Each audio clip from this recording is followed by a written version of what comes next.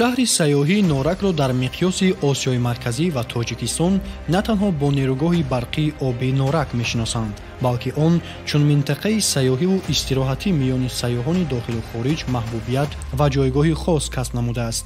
Норак дар соҳили дарёи Вахш дар баландии 885 метр аз сатҳи баҳр ҷойгир буда, масоҳаташ дар умум 394,5 километри мураббаъ мебошад, ки аз ин ҳисоб 5206 гектарашро ҷангалзор ташкил додааст.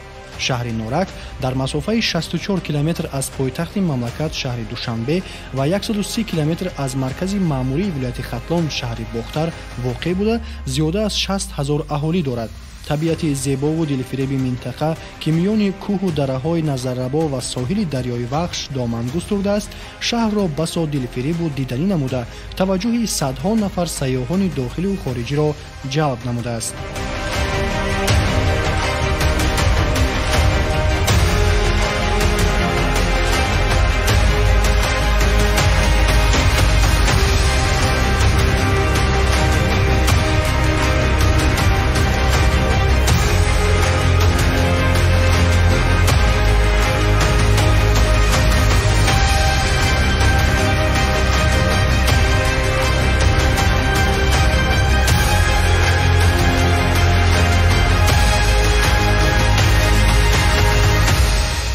шаҳри Норак яке аз минтақаҳои сайёҳӣ ва стратегии мамлакат буда, дорои имкониятҳои васеъ барои сайёҳати экологӣ мебошад.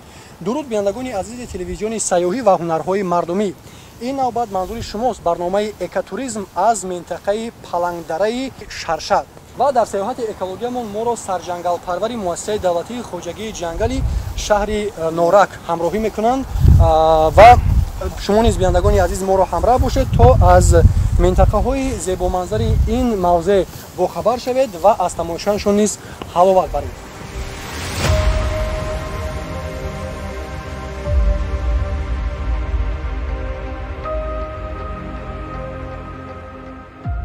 Палангдара ба минтақаи шаршараи шаҳри Норак ворид гардида, масоҳаташ дар умум 1662 гектарро ташкил медиҳад.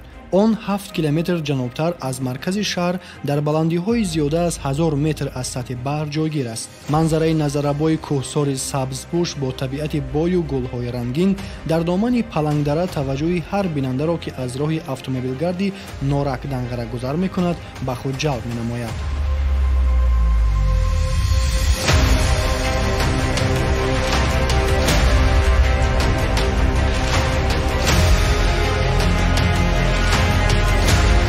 дар мавзеъ ки мо истодем, мавзеъ Палангдара мегӯяд. мавзеъ Палангдара ки минтақаи Шаршар дохил мешавад. ин дар мавзеъ Палангдара дар вақти пеш паланг буд. ҳозир паланг нестад.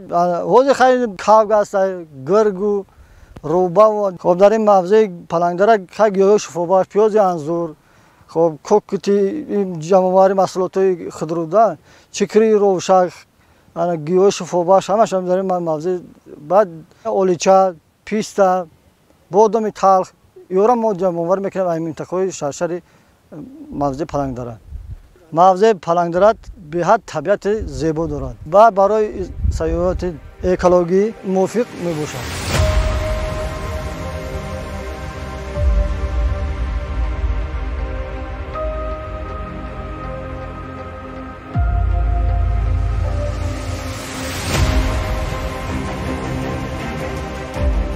аз оғози сайёҳати экологӣ роҳбаладамон кӯшиш мекард, то ҳарчи бештар дар бораи табиати хоси мавзеъ бароямон шарҳ диҳад. ин буд, ки ҳангоми ба болотари дара баромадан аз назди ҳар гулугиёҳ ва ҳар дарахте ки мегузаштем, роҳбалад ба мо дар бораи навъу сифат ва хусусиятҳои шифобахшиашон маълумоти фаровоне медод. таври маълум гардид, ҳудуди минтақаи мазкур аз гулу гиёҳҳои шифобахш, дарахтони сояафкану мевадиҳанда ва ҳайвоноти маскунӣ бой буда, заминаҳои мусоидро барои сайёҳати экологӣ фароҳам меорад. аз ҷумлаи гулу гиёҳҳои мавзеи Палангдара пиёзи анзур, чойкаҳак, кокотӣ, ҷамилак, сафедтахач, ширинбия, гулхор, гулхайрӣ, гули қанд, қоқӯ ва ғайра мебошанд, ки ба саломатӣ манфиати калон дошта, аз ҷониби муассисаи давлатии хоҷагии ҷангали шаҳри Норак ҷамъоварӣ шудаю барои коркард ба корхонаҳои дорусозӣ супорида мешаванд.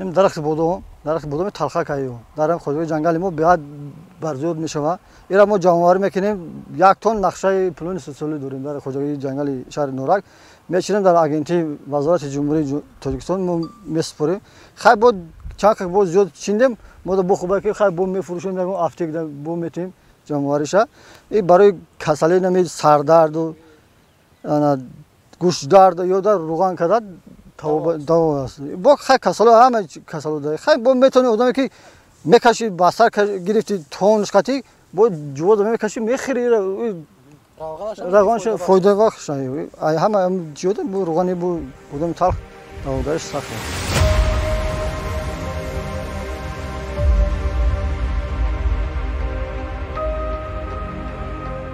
дар палангдара тавре гуфтем пиёзи анзур хеле зиёд вомехӯрад. ин ҷо диққати моро гули бунафши он ба худ ҷалб сохт.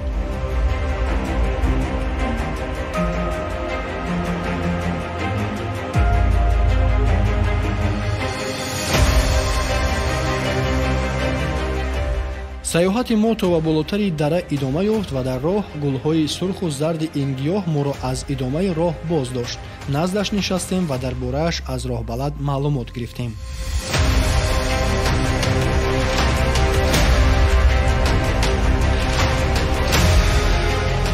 биандагони азиз, зимни тамошои ана ҳамин мавзеи хеле ҳам дилрабо мо бо як гиёҳи хеле аҷоиб рӯбарӯ омадем ва аз мутахассис пурсон шудем ки ин чӣ гиёҳ аст ва барои кадом бемориҳо фоидабахш аст. хуб марамад. ин гиёҳи моира кандак мегӯем.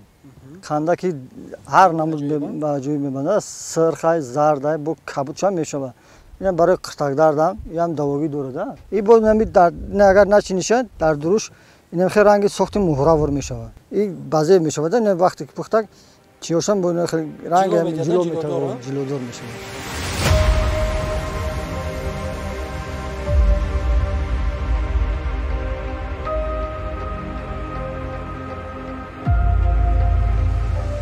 пайроҳаи мо бояд ба дигар тараф мерафт, аммо аз дур дидани гулҳои зард миёни табиати сабзпӯш зуд ба чашм намоён гашту боиси ҷалби таваҷҷӯҳамон гардид.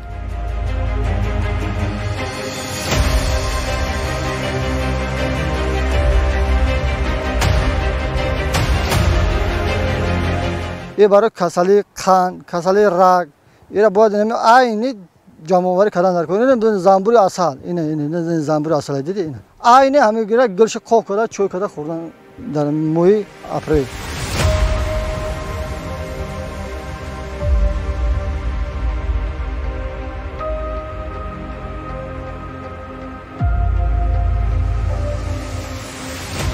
аз зумраи дарахтони худрӯи сояфкану мевадиҳандаи мавзеи хушманзараи палангдара ки дар зебою дилрабо гаштани он саҳми босазо гузоштанд, ин писта, дурдонаи зардак ва сурхак, бодоми талх ва ширин, тух, олучаи кӯҳӣ, зардолуи кӯҳӣ, себи кӯҳӣ, муруди ҷангалӣ, чормағз, тут, санҷид, хуч, дулона ва ғайра мебошанд.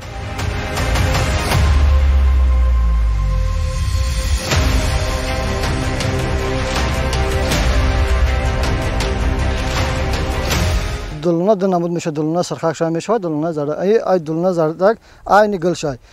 برای دقیق نفسی آدم میگیره که کسالای آسما داره یودا نفس تنگیده یود باید داوگرش بیاد خوبه ایره چای کرده باید بخوری. aynı امی چای کنی خوردن امیه. اینه نه که دلونهشون باستی سیدی در این گل. وقتی گلش ریخت تمام شد بعد این محصولاتش اینه. باید مای اکتبر تا سپتامبر رو مجامعهش هم میکنیم. درخت خضرا در جنگل.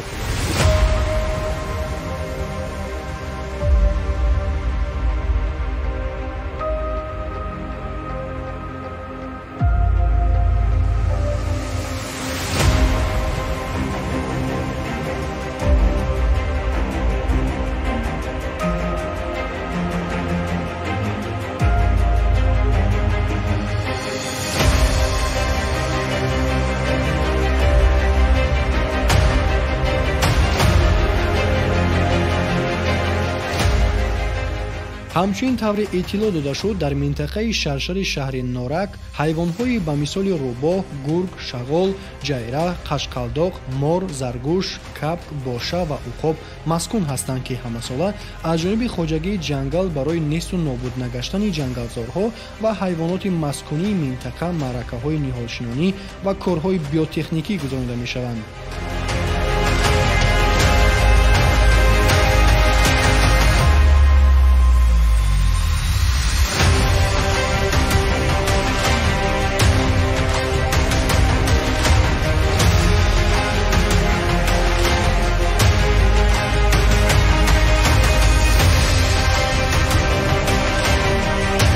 дар ҳамин мавзеи палангдара мо чанд гектар боғ бунёд кардагем ки боғҳо ҳамаш дар сабзиши хуб қарор дорад. аз ин боғҳо ҳама шаҳрвандҳо истифода мебаранд.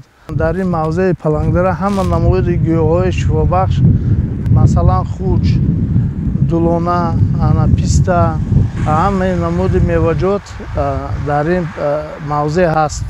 сайёҳон аз худи норак бо сайёҳони аз дигар ҷоҳо омадан инҷо сайру гашт мекунанд, тамошо мекунанд, зебогиҳои мавзе ҳаловат мебаранд.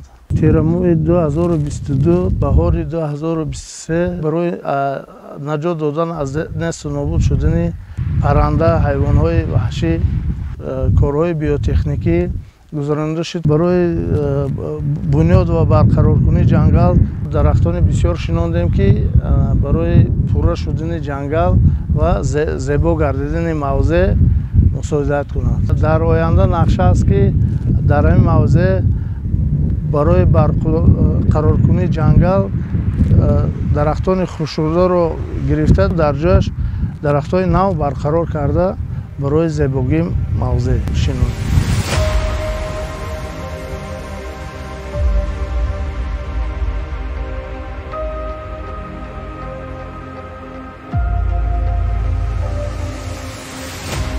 хулоса бояд гуфт ки мавзеи дилрабо ва нотакрори палангдара саркарда бо номи асрорангез ва табиати сабзпӯшу бой аз набототу ҳайвонот ва минтақаи кӯҳсораш эҳсоси зебоипарастӣ ҳар бинандаро бедор карда ба дилҳо фараҳ ва ба дидаҳо нуру зиё мебахшад.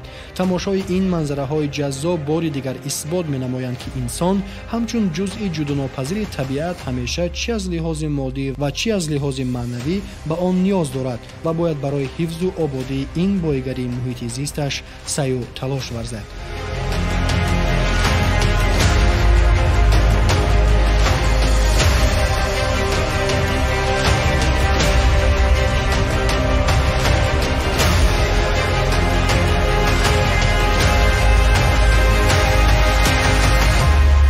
ҳамин тариқ мавзеи палангдараи шаҳри норак яке аз мавзеъҳои ҷолиб барои сайёҳати экологӣ ба ҳисоб меравад.